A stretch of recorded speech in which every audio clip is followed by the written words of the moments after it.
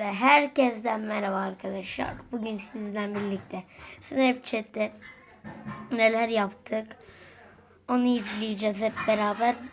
Arkadaşlar izleyelim bakalım, çok da var. Dur bekle. Ben videoyu dur. Evet arkadaşlar, ilk buna bakacağım. Tamam, bu demiş. Ne güzel mi?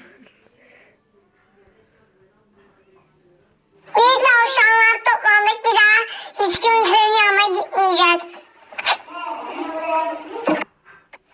Konuş Berfin. Berfin konuş. Berfin konuş. Berfin. Berfin.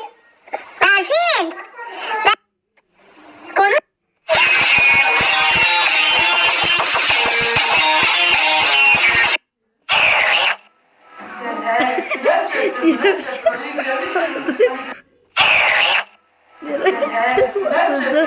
Dilme çık.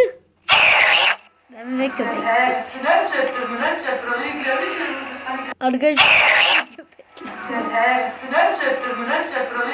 dilim çıkmıyor ya.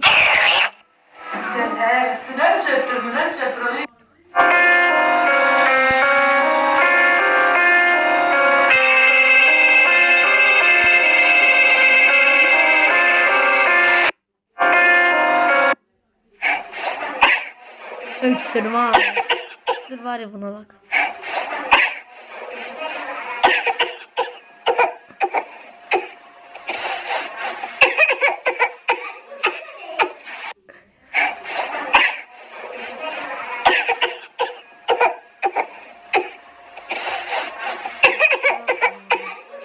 Arkadaşlar bir dahaki videolarımda görüşmek üzere.